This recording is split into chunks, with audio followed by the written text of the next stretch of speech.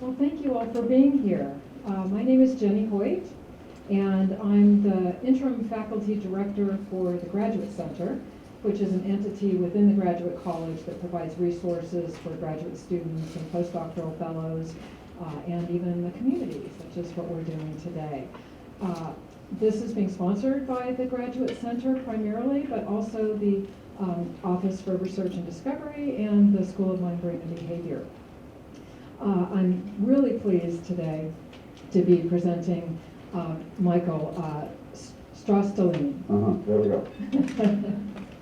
And he is, I'm going to introduce him in a moment, but I also want to address a couple of questions that have come up as I've been wandering around the crowd here.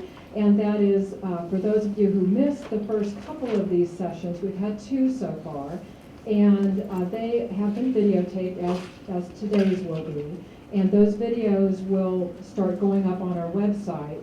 And I believe they'll start going up, probably the first one will go up next week, and then the second one will be another week or two. But eventually they will all be up there, and so anyone who has missed any of them, or if you are going to miss one in the future, you can go and look at it later. So the website is on the handouts. You should, anybody who doesn't have a handout, make sure you get one that has the information about the future talks that are being given. Okay? So let me introduce Mike. He is a mental health clinician in the Counseling and Psych Services, called CAPS, at the UA Campus Health and Wellness Center. He also has an independent practice in Los Angeles where he does couples counseling. He's a member of the American Association of Marital and Family Therapists, the American Counseling Association, the American College Counseling Association, the Association of Sex Educator Counselors and Therapists, and the American Psychological Association. So he's well connected.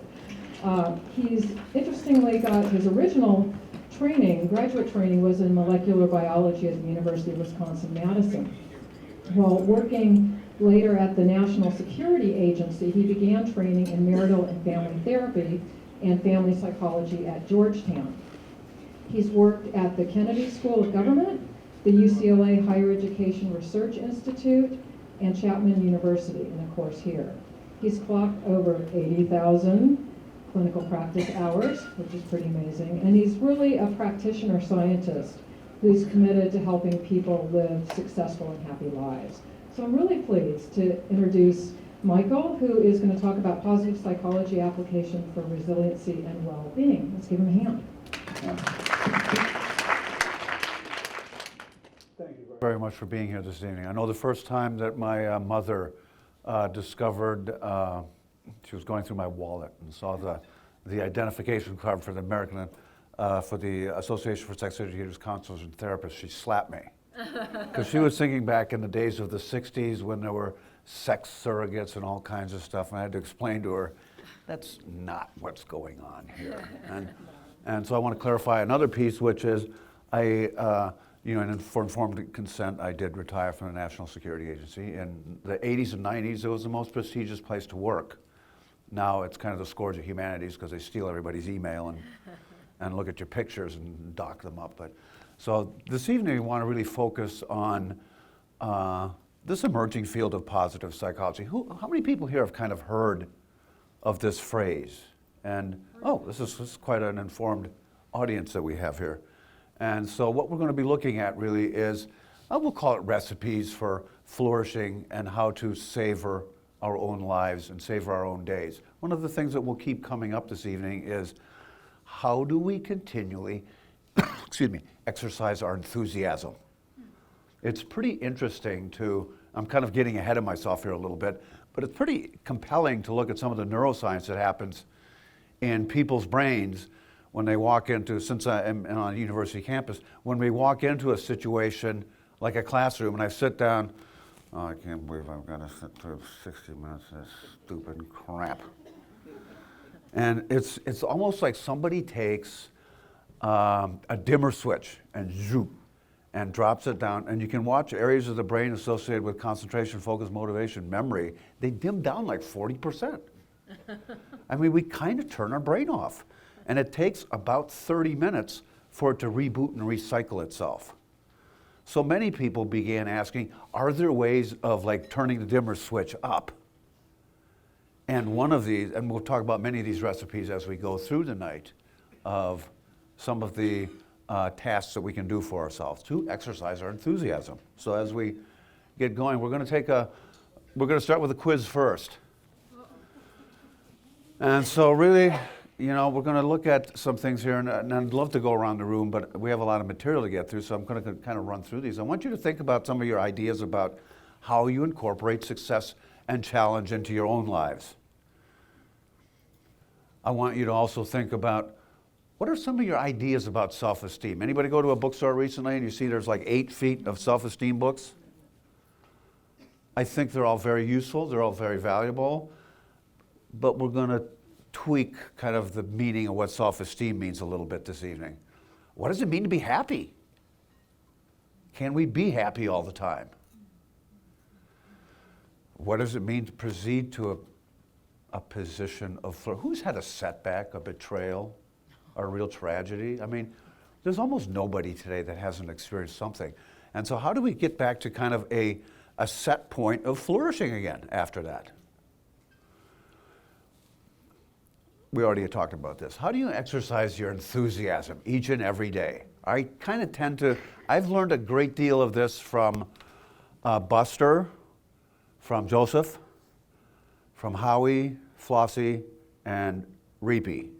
These are 3 of my dogs, or 2 of my dogs, which are still alive, and the other 3. It's the same walk every morning. And you know, like this one here. And it's like, where are we going? Where are we going to say? It's going to be a great adventure. Guys, it's the same walk every single day. We can do the same things. We have to practice that. What do you think about luck? We've all had lucky things happen. And so I'm gonna what do they call that, where you talk about the ending of the movie first? We're gonna crash the ending. Yeah, spoiler alert. So we're going to talk about luck here for just a second. Anybody know the name Allen Iverson? Allen Iverson. Oh, he's like, there's somebody back there. He's like one of my favorite. Was he a point guard, or no? He's a forward, power forward. Anyways, for the Philadelphia 76ers, and he always wore this black sleeve on his arm because he had been crashed so many times that it was unstable. What was Allen? Is he like 6 feet, 160 pounds, maybe? Totally fearless when he played for the 76ers. They had a game one night against the Detroit Pistons when Rasheed Wallace, anybody ever remember pictures of Ben Wallace? Ben Wallace had a big afro. He's like 6'10", 280. And that season, he had been one of the most, what do they call it when they kick him out of a game? What? No, ejected. He'd been the most ejected for hard fouling. And when they interviewed him, he's telling her, if they're going to go down, I like to see the body bounce off the floor. Oh, so it's like kind of a rough player. And so the ball gets passed into Allen Iverson. He's inside the three-point arc. He looks up. They're behind by 3 points. There's 7 seconds left. He dribbles out in order to set up for a shot. And as he does, Ben Wallace launches himself and has him by the jersey, dragging him down. And as he's being dragged down, fires up, hits the shot, draws the foul, and they win the game. And so the ESPN is over there. Alan, you got to admit, that was a lucky shot. Oh. Luck only happens if I score while holding the ball as the clock expired. And so really what we're talking about is, are we proactive? Are we involved in life? If I just sit and do nothing, then maybe if I didn't buy a lottery ticket and somehow somebody called me and said I won that $1.5 billion one, that's probably luck, let's be honest. But what we're showing is luck is going to be where we're proactive and involved in life. And the last, how do you practice savoring? Anybody ever heard the name John Kabat-Zinn? And mindfulness-based stress reduction. One of his first exercises he does at Mass General, where they teach mindfulness meditation, is they start with a raisin. And I forget, is it 5 minutes, 7 minutes that they spend tasting that raisin? Now, I would not be good for that. I'm like, I'm over 60, I still cannot put an M&M in my mouth and let it melt. It's going to get bit. Or lifesavers, I just can't let them sit there and suck them out. So anyway, let's get to the next one here. I want you to take a moment here. And so to apply this for your lives as you walk out of here this evening, I want you to think about one element that you can really take away this evening and apply directly to your lives. If there's something that pops up that's not clear, I want you to make a note of it, and we'll try to come back to that as much as we can at the end. I'll make sure that I can stay around here for a while at the end if there are questions. And if there's something you disagree with, well, I have the microphone, so that's just too bad. No, if there's something you disagree with, there are going to be many aspects of this that are kind of contrary to what mainstream mental health training and psychology and counseling and marriage and family therapy have taught. And so if there are, let's debate those things. And what I've learned is this is a university. We can disagree. And that's the wonderful part of academia, I think, that I like anyway. And except I have the front, so I get to be right. So here's the vocabulary test as we go on. And there are some words, these are words we know, but I want to just make sure we understand them from a positive psychology point of view. Mindset. Mindset is kind of this notion of how do you get ready for the big game? Is my mind kind of focused on being able to be enthusiastic, being able to savor what's coming up, or am I shutting it down? I guess the Arizona mindset for Wildcat basketball was maybe shut down last weekend. I'll leave that. Fixed mindset. There are many people who advocate, what we're born with is what we are. Positive psychology tends to look at this as we have a growth or a dynamic mindset. It can change, and we can affect change in it. Self-compassion it's kind of the scientific word for how do you talk about yourself in your own mind? We are sort of taught in our society today to I have to be hard on myself or I get lazy, stupid, and become a slacker. But for people who have aspirations and goals, the data kind of shows if I can reduce self-criticism, self-judgment almost to zero, it's really hard to eliminate it. I actually make about 40% more progress, 40% faster toward that goal. So I ask people to kind of think, are you a heckler of your own mind, or are you a pretty good defense attorney of your own mind? Who's a pretty good defense attorney of your own mind? There. Not enough, but we'll work on that. For those who are interested in a little bit more training on this, if you go to a website called selfcompassion.org, there's a Kristen Neff who has been doing research on this for years. And I know Kristen. She came up to here on me. She was about 9 when I taught with her mother, Kathleen, in California. And she's gone on and done some wonderful work on sort of the science of our self-talk. If we look at, we all know what PTSD is, post-traumatic stress disorder. And the opposite of that is post-traumatic growth. Are there ways of proceeding away from trials and tribulation and not flourishing and pathology to how we do flourish again? That's the notion of what post-traumatic growth is. And we'll come up to one of the gentlemen here, Martin Seligman at University of Pennsylvania. That's not a very good school. I think it's Pennsylvania. No, Pennsylvania is an extraordinary good organization. And he's done a lot of work working with veterans on, are there some salient and very novel ways of helping people quickly proceed away from post-traumatic stress disorder? And some of these are pretty interesting. Then we have happiness set point. I mean, we all kind of have a place. You ever notice how some people it doesn't matter what gets them down, they can get up here pretty quick, and other people are way down, and no matter what happens, they just sink back down again. So we want to be able to think about where is each of our set points, and by applying some of these principles, these recipes, we will find we can improve that set point. Then we get to just this whole notion of flourishing, and of course you can read, and please don't send me any emails. I know there's way too much information on these slides, but I want you to be able to access the Grad Center's website after this is done so you can print this stuff out for yourself. Savoring, we've already talked about. Savoring is how we exercise our enthusiasm. And lastly, flow. Flow is that notion of, has anybody ever been in that place where they're just in the zone? It's like they're not self-conscious about anything anymore, and they're just really like got the game going, so to speak. And I don't mean to use so many sports metaphors and analogies, but so let's just look at the background of how we got here. You know, there are kind of considered four major waves of psychotherapy and sort of human personality functioning. The first, you know, everybody knows the analytic dynamic orientation, which was Sigmund Freud as an example of one of the pioneers of that. And it's kind of making a comeback today of people who have moved away from some of his very, I would say, outdated ideas. And then we had the behavioral school. B.F. Skinner, for example, was a big founder of that.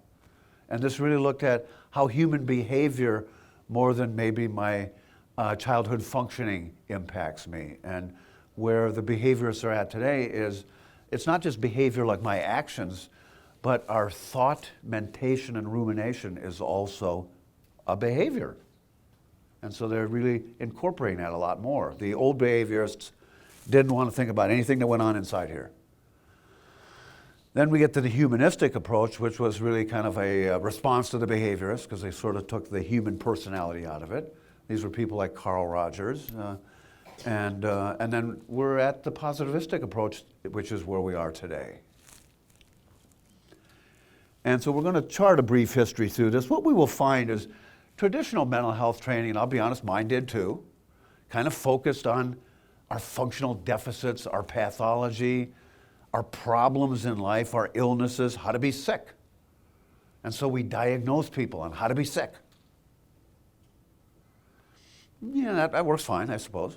But responding to this kind of medicalized model, people in positivistic psychology really said, you know what, we understand how we can all be sick.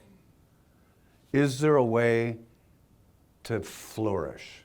How do we get to a point of well-being? And so that's really what positive psychology wanted to come up with, is understanding.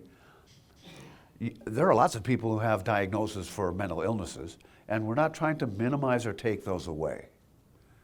But for the regular folks of us, or even for applications with people who have mental illness, are there ways they can achieve a higher set point in their life? So we're going to chart a brief history. We'll survey some of the principal figureheads in this movement, is what I would call it. And then we're going to kind of clear up some of the explanations about self-esteem, positive, happiness, luck, some of these words that we kind of throw around quite a bit. So Abraham Maslow was, actually when I was in molecular biology at the University of Wisconsin, there was a guy who came in, he was an invited lecturer back there one day. It was Abraham Maslow. I had no idea who he was. I thought he was a jerk. If I'd have known that, I'd have gone up with my Polaroid and taken a selfie, because it would be kind of cool having that picture in my office today. And, but he graduated from the University of Wisconsin. He was, and for people who want to read the history of how he got involved in positive psychology, it's go to Wikipedia and read his bio, because it's actually quite fascinating. And so he left the University of Wisconsin, went to Brandeis, and was also, if anybody ever heard of the Esalen Institute at Big Sur, California?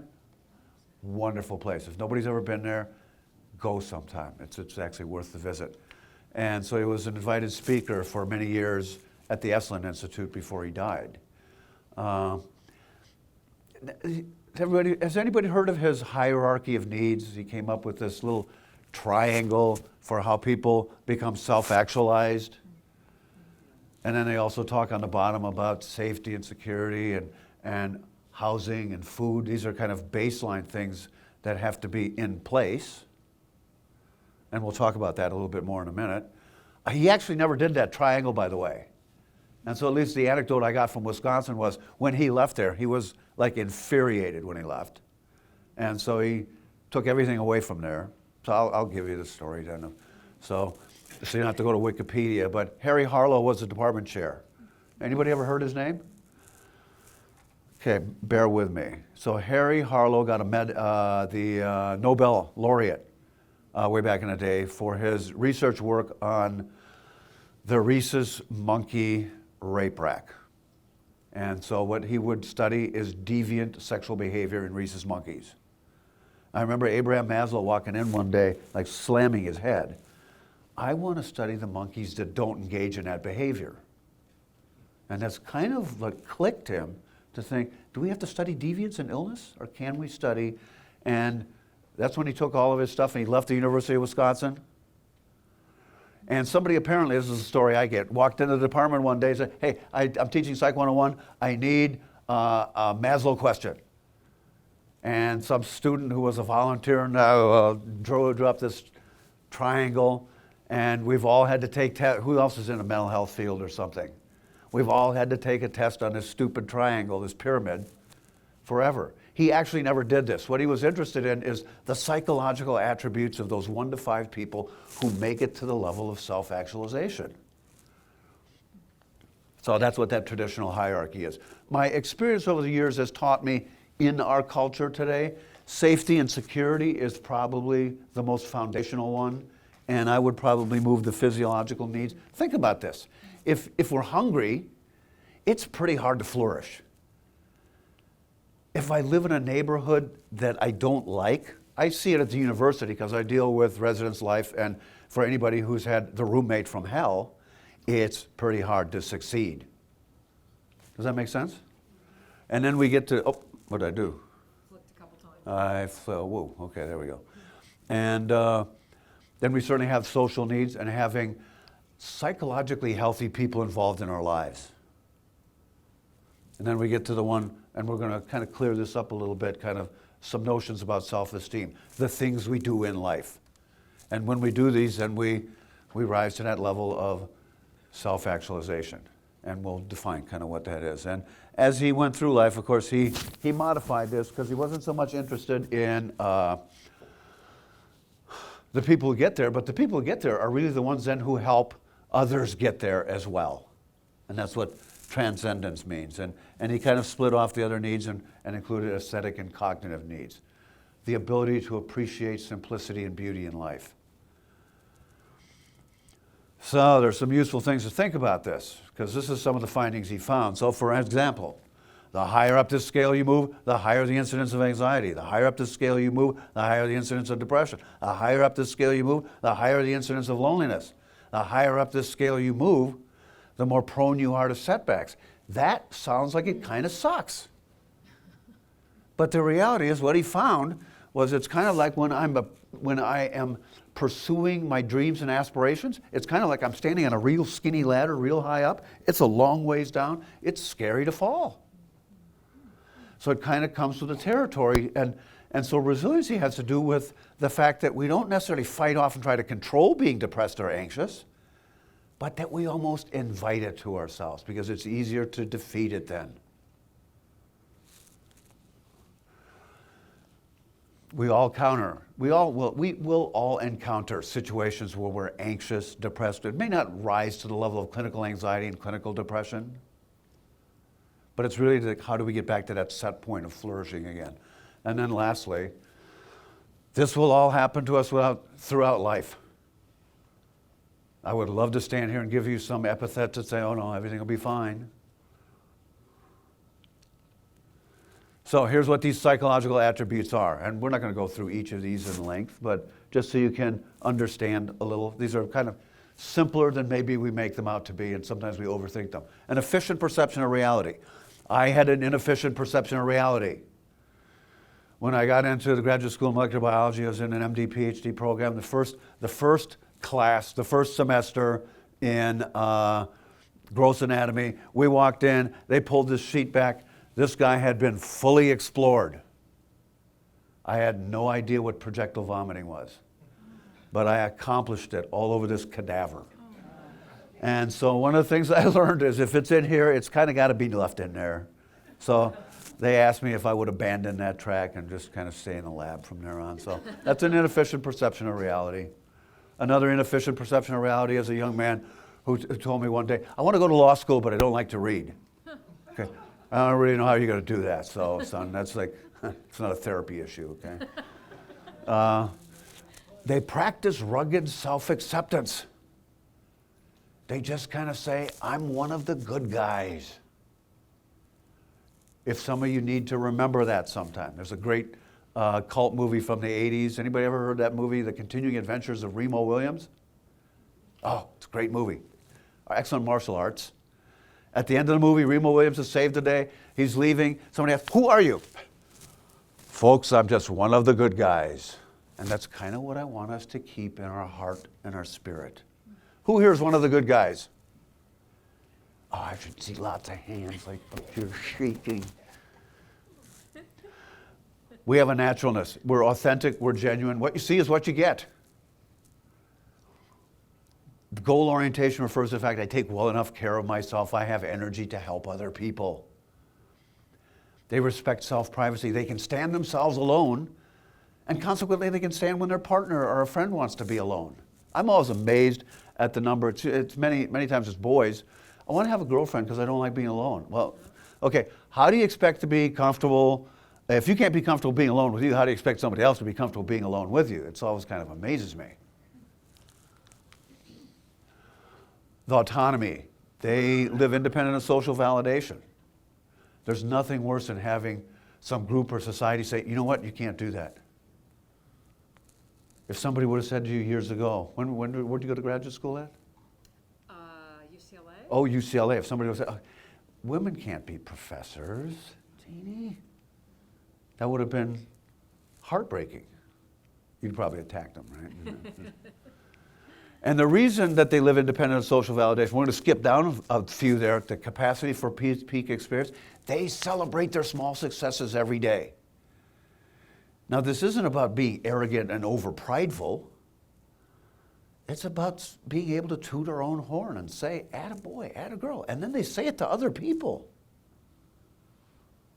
Geez, I watched a young lady, she's 35, in my office break down the other day. She'd done something extraordinary, got some big NSF award.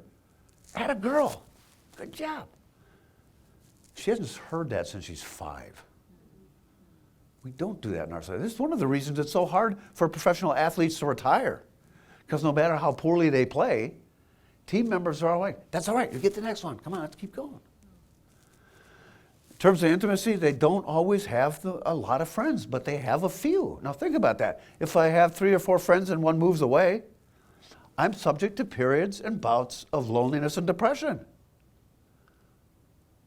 And so I have to continually rebuild our social network. They have an almost childlike sense of wonder. They're willing to learn. They have we did the capacity for peak experience. They're rugged individuals. They don't let social restrictions prevent them from going after their dreams. And these are the last ones. They have a creative flair. Doesn't mean you have to be Sylvia Plath or Georgia O'Keeffe, but they have their own kind of style. They have a creative outlet. They have a sense of humor. People describe them as fun to be around. That means you can't be watching almost any political debate today, I guess. Say about that. I'll stay away from that, sorry. Ethics. What you see is what you get. They have a solid sense of what's right and wrong, and it's pretty compelling to me to listen to these youth today. So they kind of call the current ones, like the end of the millennials, the ones born in 2000 are kind of the Gen Z, the Generation Zs. And they look at people, anybody know the name Anthony Weiner? Everybody aware of what he did? I mean, he was an up-and-coming star of the Democratic Party and decided he would tweet his garbage without understanding how tweet works or Twitter works. I mean, it's really hard to explain to these youth, how is this somebody that should be respected? Did I get to, the last one, democratic character structure. They are basically tolerant. They don't have to agree with everybody, but they're willing to learn. Think about how rare that is today politically. That's like really rare. So let's look at the problems with some of these words: positive, happy, luck, self-esteem. So this isn't so much about being, and I don't want to take away from that. We want to be positive. But we all face setbacks and tragedies. So this is really more about being able to say, this is awful and I will keep going. this is awful and I will keep going. It's not so much about being happy. Again, I want everybody to be happy. But can we be happy all the time? And I don't want to be theological, but this is kind of like being content and comfortable with everything that God or life is going to throw in our way. We already talked about luck and Allen Iverson. And we talked about self-compassion. So I certainly urge, she's got 5 3-minute videos on her website for self-compassion that are extraordinary of explaining succinctly the science of self-talk.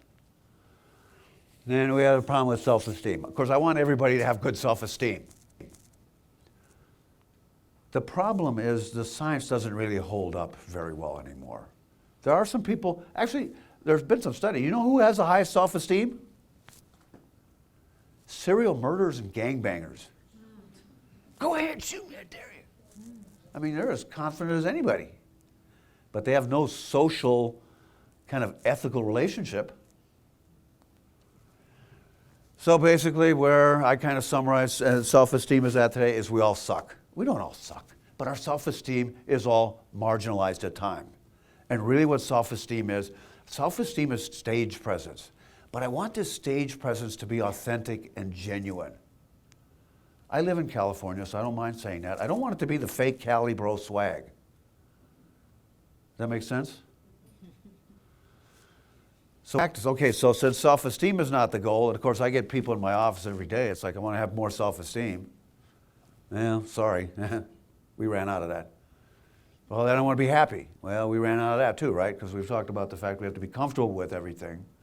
So really, what this comes down to, it comes down to doing good. I realize that's poor English. It should be like do good things or do good deeds or do well.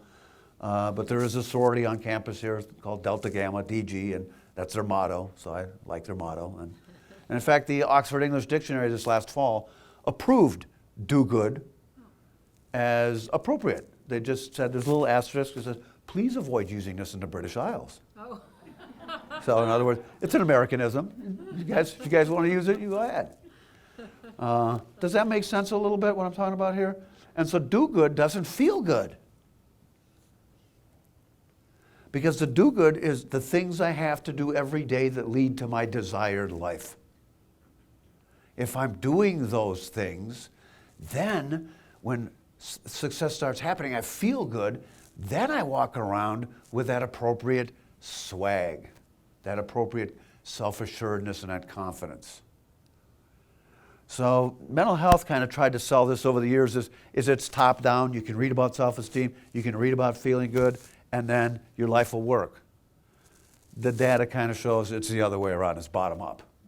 I have to do the stuff necessary that lead to my desired life, then I feel pretty good about myself, then I have esteem and self-efficacy. Let's review for a moment. Are there any questions so far? The review's over. Okay, now we're going to get into somebody else. Mihai Csikszentmihalyi.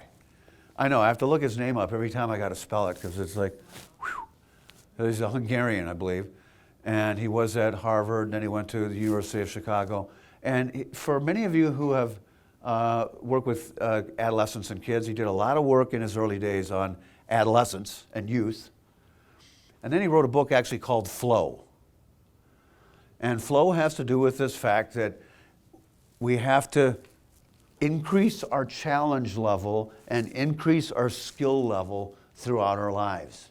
If we don't, and here was one of his kind of criticisms, if we just keep, and he was criticizing primarily the school system and not schools in particular, but the theory of how we teach, if we set the challenge so low, no wonder so many of these kids are bored to death sitting in a classroom.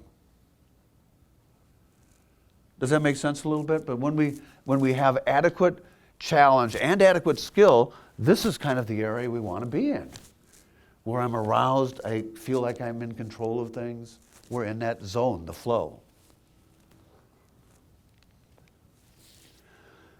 You can read this later on. These are the 9 characteristics for how we get to that place where, because what we want to have is the activity becomes, his word was autotelic. I do it for its own sake.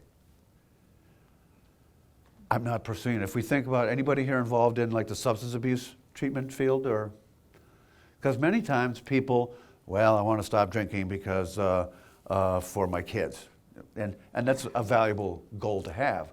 But if it doesn't become autotelic, if I'm not doing it for myself, it kind of won't stick. Martin Seligman, we've talked about, he's at Penn. And so, now what's interesting is, if we go back here a little bit, I forgot the actual year. So Abraham Maslow, actually in 1950s, he wrote a book. Personality and Motivation was a textbook. His concluding chapter was a positive psychology. So that's kind of the first time this got noted. And I think everybody kind of ignored him after that. Because we get up to Martin Seligman, and I highly respect Martin. So he's collaborated for many years with Mihai Csikszentmihalyi.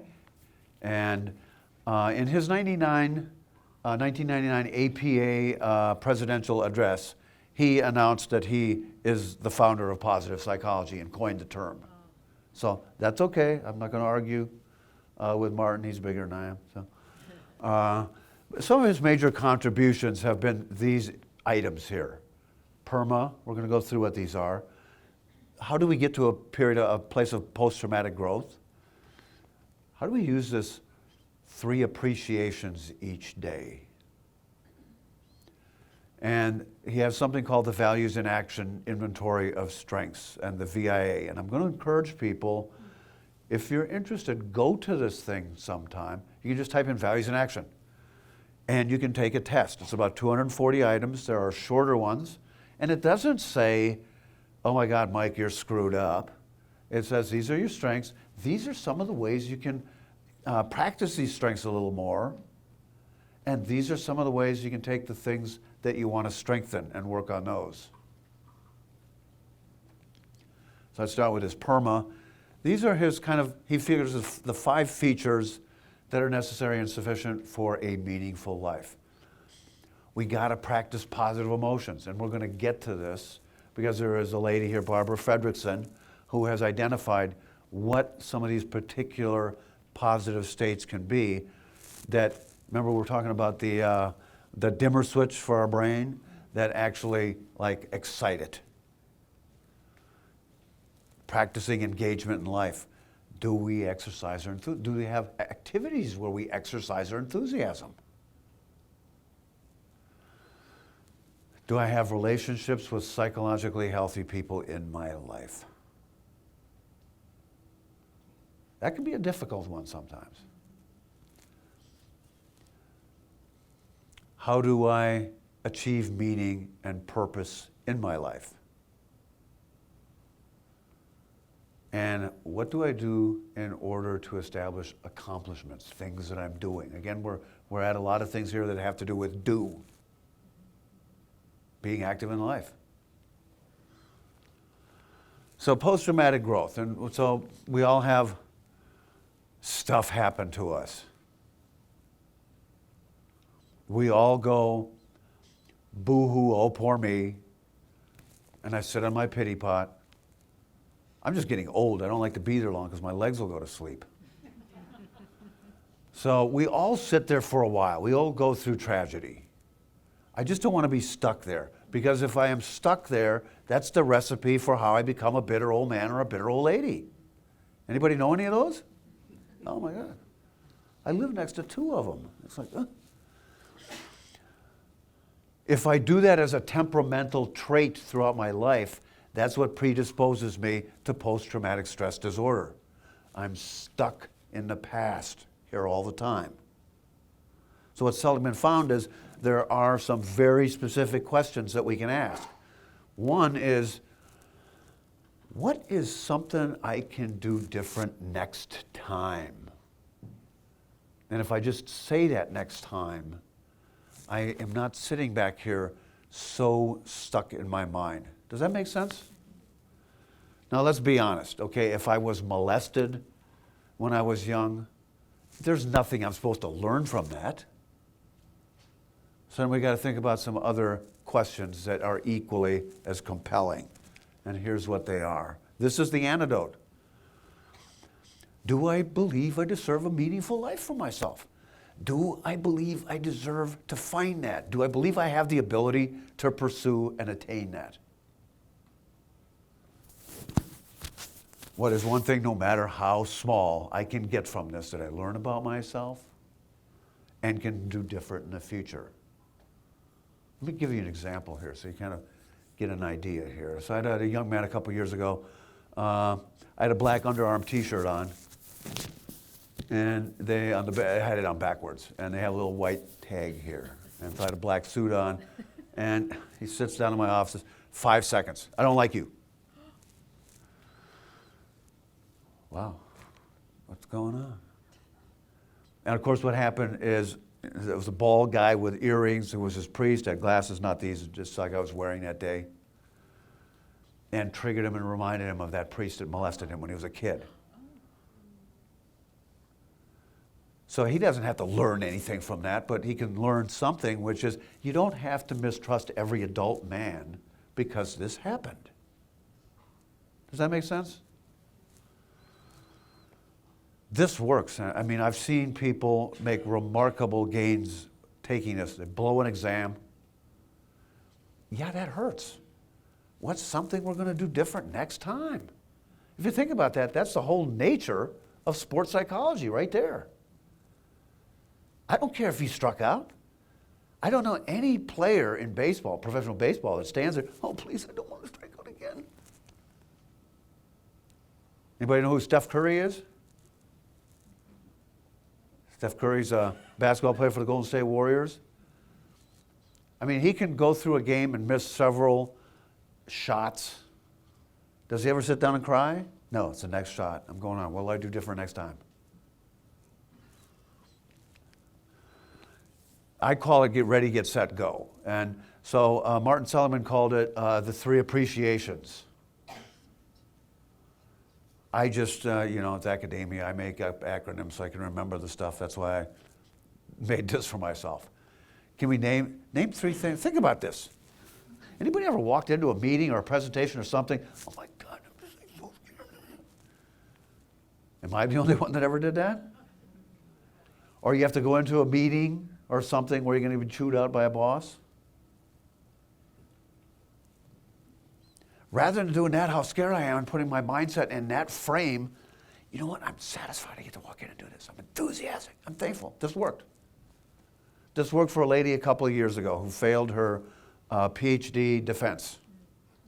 You probably know how that works. Some of these people are going to ask awful questions. They're going to be almost belligerent.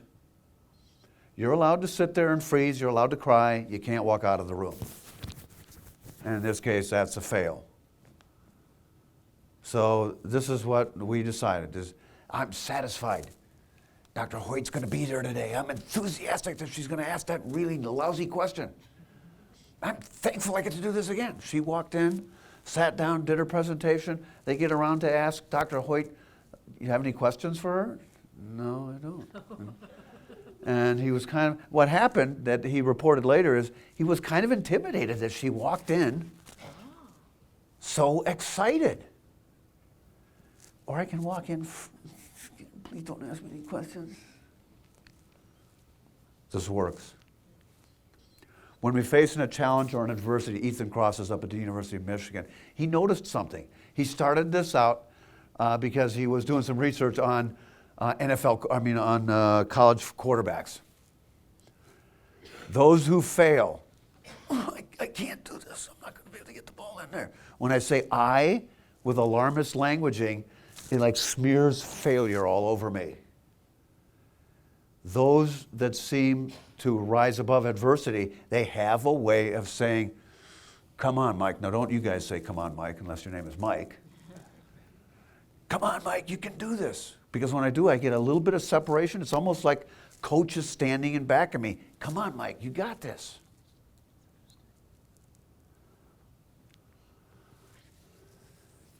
I don't know if it works with the lottery.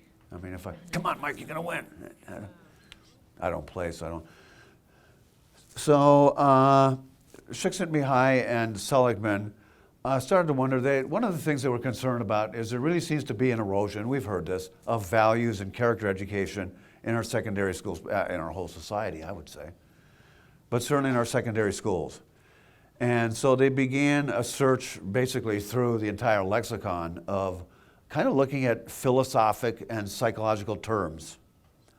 And they factored them down into these 6 broad categories. And they loaded a whole bunch of these words into these. And we won't go through these as much as I'm going to have you really print them out. Or if you go to the Values in Action website, you can see these. But if we look at some of these, creativity, I mean, some of these we've already kind of mentioned a couple of times. Bravery doesn't mean the bravery of, necessarily saving something, but each of us do something brave each day when we stand up for somebody else.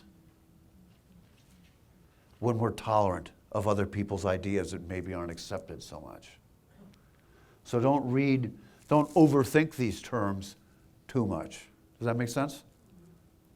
What is that, KISS? Keep it simple?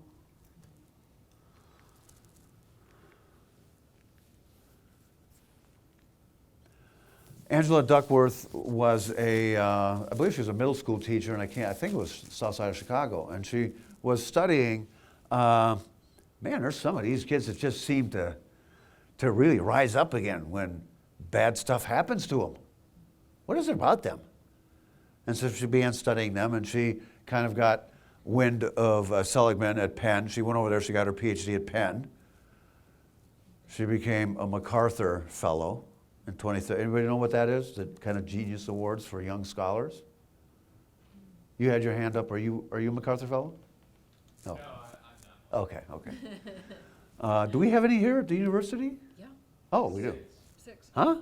Oh, wow, okay. In fact, there's videos of MacArthur series from last year. Okay, I'll have to look for that. Yeah. And so she has been really looking at how can we apply these values back to the secondary school again. She didn't invent this word, but grit. I mean, I think we're old enough. What was that? Who was in that movie True Grit a million years ago? Huh? John Wayne, okay. And so she has found people who aspire and achieve this goal, they do 4 things differently than other people. The first is they have that dream, they have that goal. The second, they do the bloodthirsty, ugly work to get there. They're doers. They answer the door to that dream. They don't just take advantage of opportunity. They tend to create opportunities for themselves. And the reason they do is because of number 3, they expect through their own will and ability that they'll succeed. They're kind of, anybody know who Michael Phelps is? Michael Phelps, a swimmer. When he gets up there on the blocks and swings those big arms, gets them warmed up, he has this look on his face like, what are you guys doing here? It's me. And there's a difference between that and arrogance. That's pretty supreme self-assuredness. And the fourth, again, this is where resiliency comes in. If something goes wrong, they spin the bad news. What will I do different next time?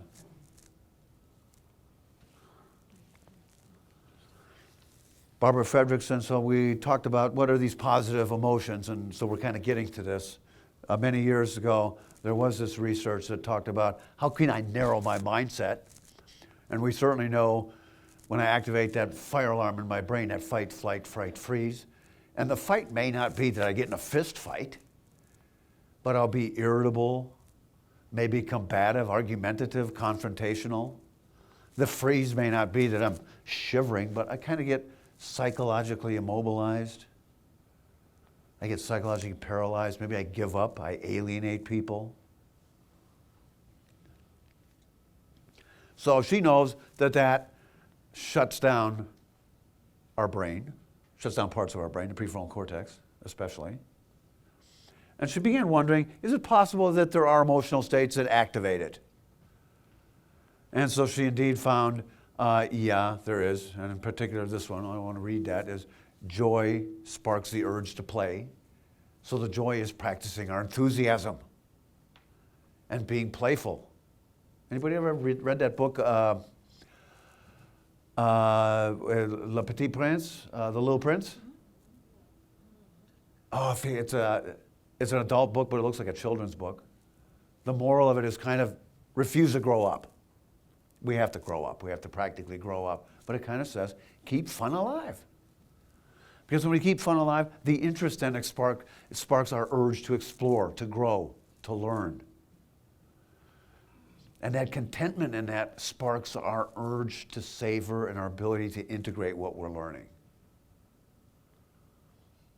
And being around loving people sparks a recurring cycle of all of these things repeating for us. Now there's a second thing you notice, the byproduct of this, is it expands, kind of momentarily, our ability of our brain to have novel, creative, new ideas, emotions, and social connections. If you think about it, there's a lady here, where's Shana? Oh, she's going to talk about this a little more in a few weeks. This is kind of one of the heart and soul of meditation, when I can slow my mind down and not be reactive, but allow it to respond. It has very significant, novel, new, creative ways of helping me respond instead of react. Everybody better be here for that one. What date is it? April 12th. Okay. So we know what that narrowed mindset is. Here's what those emotional states are that she's found already. The joy isn't the joy. We're not talking about the joy of like winning that, $1.5 billion lottery. This is the joy my dogs do every morning. When was the last time we all said, like, thank you to people around us a lot? We don't extend a lot of gratitude. Do it more. It's compassion for others. How do we each achieve serenity, contentment each day? I am so amazed at the students that I work with at the university. Their schedules are like so packed that it's kind of scary that when do you take time to just do nothing? Being able to maintain hope, especially in the face of adversity. Pride, I realize pride is one of the 7 deadly sins. That's not the pride we're talking about. This is the pride where I can say, attaboy, I can give myself a pat on the back. Amusement is amusement. Simple fun that we can find every day. It's sort of a little bit scary to me to ask a lot of youth today, who are the people you're inspired by, not awful to, but you look in awe at? And so many of them have nobody. It hurts me when I hear from a kid, no, you're kind of the only one, Mike. I feel fine about that, but I feel sad. And again, I'm not sure how many people we have in our society that inspire us and that we can look up to. And love is that, being able to appreciate, not so much erotic or romantic love, but do I walk around with compassion? Do I have the ability to appreciate beauty in life? Carol Dweck is a researcher and a developmental psychologist at Stanford. She's pretty interesting because she's been studying, I think I saw in one of the bios about colleges, Stanford this year has 96% of their freshman class was valedictorians or salutatorians. I'm like, oh my God. That's like scary. Yeah. So she's had a big laboratory to study the really smart kids and gifted kids. And what she's found is the super smart ones are not successful in graduate school and in later life. Grades come easier for them. But they generally get to a problem that kind of can't be solved and they freeze up. So what she has found is persistence and perseverance pays off way more than smarts. So that if we think about that, persistent perseverance, that relates to what we've been talking about as far as self-esteem, doing the things necessary that constitute my desired life. Currently, she's leading this study and kind of looking also at how can positive psychology inform motivation and competence.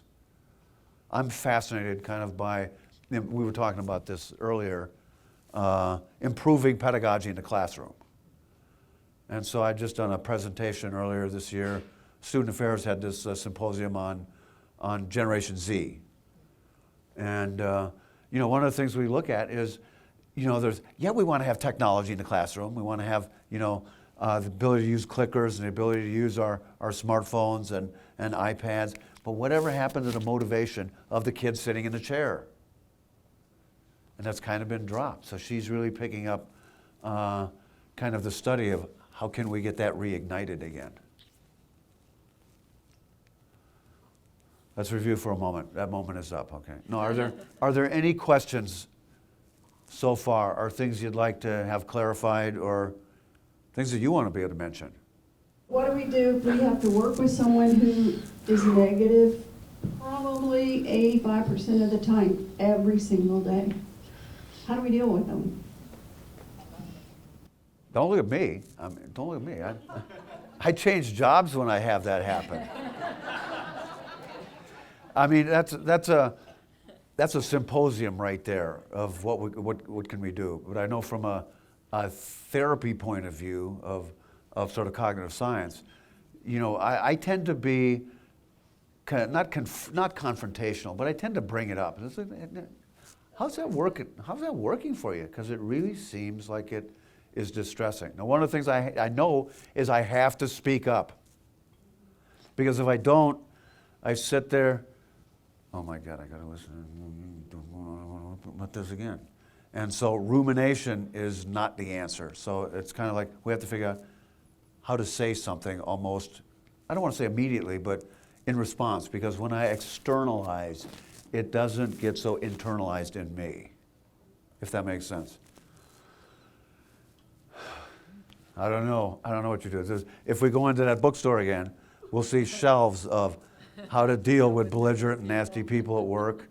There's several blog sites in the Chronicle of Higher Education talking now about what do we do about incivility in the academic ranks. And people are like, what, professors aren't uncivil? Yeah, they are. I mean, and indeed we have an institute over here that I'd have you get a hold of. What is it, the Civility and Compassion Institute through the Communication Department, where, is it Kate Kinski, professor in the Communication Department, is studying exactly this, of how to bring this up. Because we see this also in blogs and emails, in, if anybody knows Yik Yak, and social media sites like this. Oh. And I see we're getting pretty tight on time, so I'm glad we have 2 hours tonight. We don't. Oh, we don't have 2 hours tonight, okay. Oh. Yeah. Just in response to the last question, so this is not my area of expertise, but 85 is less than 100, so what about being grateful for and reinforcing that 15% that's positive? To see if that can Hey, nice answer. bring that number up. I don't know. Huh? I just confront them and say, hey, life's a lot better than what you're saying all the time. Yeah. There are actually people who use that in child psychiatry, and they call it the Kodak Moment. If I got this kid who's really obnoxious, belligerent, anybody know kids like that? Yeah, the Kodak Moment is I have to notice that 15% of the time when they are positive, hey, I really like the way you buckled your seatbelt today. I really like the way you picked your brother up after you knocked him down. I mean, and the reason I'm saying that is child psychiatry kind of says we got to get really creative when these people, because see, they have time to spend in their mind thinking about how to be negative tomorrow. We don't go to bed like that. Does that make sense? Sounds like another lecture coming up. I think we're coming real close to being out of time here, and so I want to just run through these pretty quick. Is it an hour? It is now. It's an hour. And so I want to, there's, in the old days, they had this thing called NEO, these 3 factors that they considered necessary and sufficient for psychological healthy functioning. It's been expanded to, I call it OCEAN because that's how I can remember the 5 factors. And it's called the Big 5 Factors. There's a little bit of history there that you can read about. And these are what the 5 factors are. Do I tend to be open to new ideas? Now you'll see way down here, there is a test you can take of this for yourself. 7 is too much of it. 1 is an absence of it. You want to go toward 3, 4, or 5, 4 being optimum. And it explains the scoring on the next slide there. So backing way up, the openness to new, and see, think about this. Can we be too open? I can be too open. Hey, I've never smoked crystal meth. Can we smoke crystal meth after we get done tonight? I mean, that's too open. I tend to be relatively optimistic versus it sounds like you work with negaholics. Can I be too optimistic? When I go home tonight, I'm going to close my eyes and walk across Speedway, and I bet nobody will hit me. That's too optimistic. The C stands for I'm conscious. I'm not too self-conscious versus I'm not unconscious. I have adult ADD. I tend to be somewhat unconscious. And so I will periodically, somebody will have you having a conversation. Hey, I just need to ask you what that meeting, and people like, Mike, we were talking. Because I kind of don't pick up those cues sometimes. So that's one I got to work on. The E, I externalize. I take nothing personal because I know, hey, I'm one of the good guys, folks. So if somebody doesn't like me, I don't have to take it personally. The other part of the E is I externalize when facing tough stuff, I can get going. We all freeze up. Anybody ever been working on a project? Oh, I just can't do it. But they become surgeon. Okay, I'm going to get going on this. They tend to be able to get out of themselves. Does that make sense? Now, I don't want to be too, I can be too external in not taking something personally. I think we call that sociopath. One of my first rotations was through the United States Courthouse in Virginia. And there was this kid I interviewed. Hey, it's not my fault. I wouldn't have had to kill that police officer after I robbed the bank if he wouldn't have pulled his gun on me. Hey, great argument. Sell it to the judge. You bought me. Or I can be too external, surgent. You ever known anybody who's just impulsive? They just start something without thinking about what they're going to do. I'm assertive and agreeable. We have lots of people today who are very assertive, but how civil are they? How agreeable are they?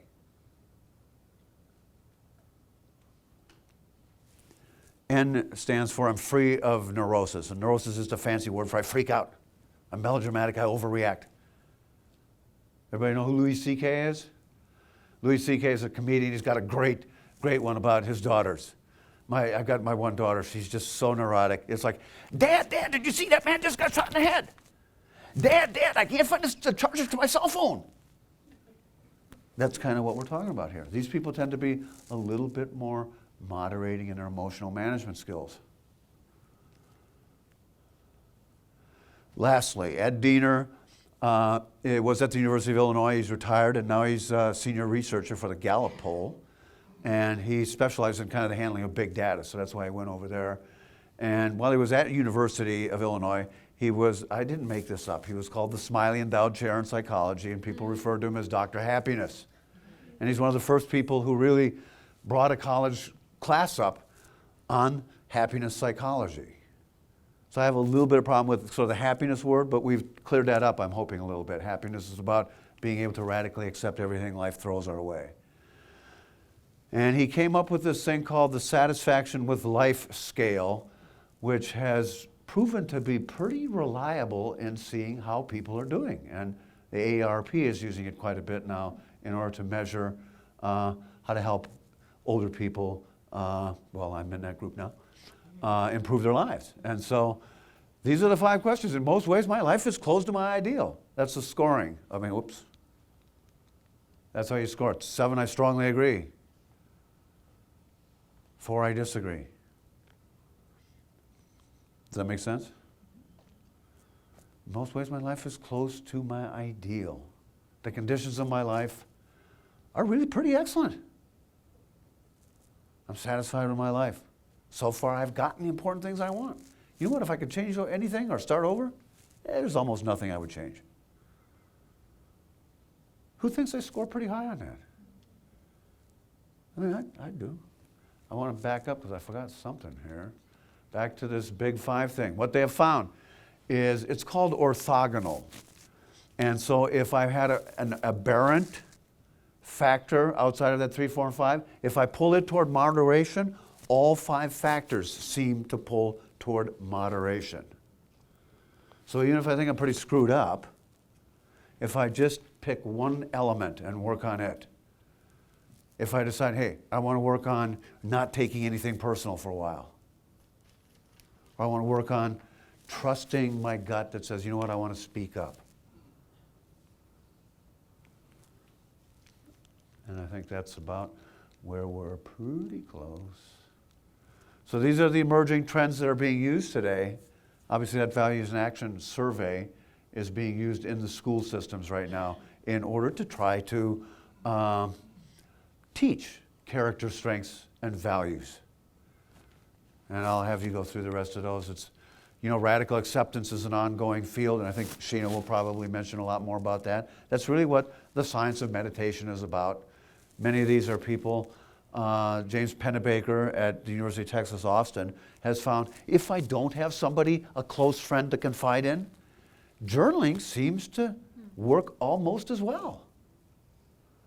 And so I think the goal here is get out of my head. Don't let it just sit in here, but have a way of expressing it. Richard Davidson and John Kabat-Zinn have been doing a lot of work on kind of the neuroscience and neuroimaging of the benefits of meditation, mindfulness.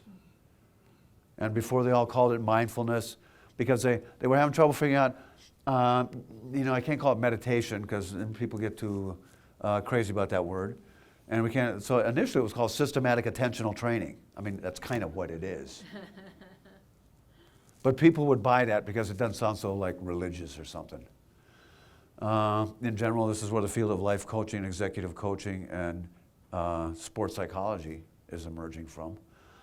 I would kind of argue that the emerging people, the work of Daniel Siegel on interpersonal neurobiology belongs here. And I would also argue that Stephen Hayes' work on acceptance and commitment therapy belongs there as well. What's one thing somebody is willing to talk about that they can take away today?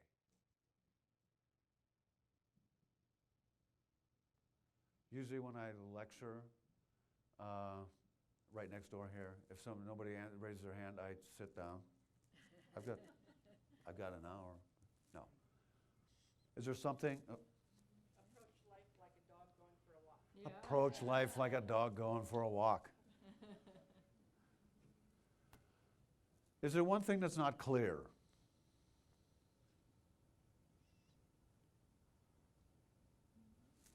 Yes, sir. I wonder if you might comment. I'm from the division of geriatrics, and I wonder if you might comment on. Thank you.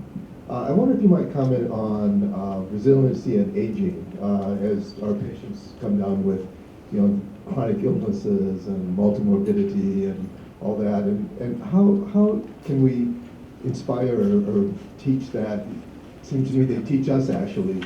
If you're going to make it to 80s, late 80s or 90s, you're by definition resilient. But just want to know if you have any comments about that, or comments on that. I have some comments about that. And do other people who work around this age group have any comments themselves? I mean, certainly, were you here 2 weeks ago with Michael Zygmunt? And one of the things he has found is we have to get people as active as possible. Because it really, if we think about it, the brain runs on blood. We think about keeping movement because for our heart, but our brain is equally as vascularized as that. And so I've found that's extraordinarily useful. I have found Ed Diener's work here of getting people to kind of reassess their life and the things that they've done. Because many times as we get into our 70s and 80s, we forget our accomplishments. And it's also pretty tragic because we begin losing many of the significant people in our lives. And I know people talk about, well, suicide in the college age is high. I mean, suicide in that group over 80 and 85 is way higher.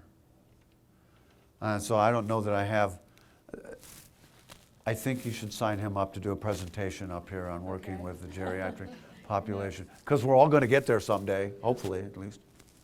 Thank you for the work that you do, by the way. They used to have a group called Oasis here, and I think that was really helpful. I don't know if you know about Oasis. It was for people over 50 years. So, and it was started in May. What do they call it? I was new here at the time, and I really didn't know the people that were involved. But anyway, it was started in a department store. There were a couple of women that were influential in getting this started. And what it was a lot of classes were offered, and you didn't have to pay for most of them. If you did, it wasn't much at all. But it is no longer around, and it was really helpful. And something like that, gives you a way to learn some new things. Yeah, a meaning to and be a around purpose, other yeah. people. It was very good. I mean, and then there's people council on aging, they do quite a bit. I'm excited by the school districts that bring people, like older people, back into the school system. That's what Oasis did. Oh, okay. They And even taught you how to work with the children if you yeah. I'd already been a teacher, but I mean, it was very good, and it's a shame that Uh-huh. What are some, sir? What are some of the biggest risk factors? Okay, that you see in kind of when the elderly start really declining? Is it isolation? Yeah. Oh, sure. When they start to decline. Yeah. I think a lot of it has to do, well, isolation is one thing. I think depression, failing health, multimorbidity, all these things seem to aggregate and cause a loss of what we call homeostasis. But I'm just curious in how some people seem to be resilient in this and seem to deal with it better than other people. My experience, and again, what the research in positive psychology shows, is they go back to Barbara Fredrickson's positive emotional states.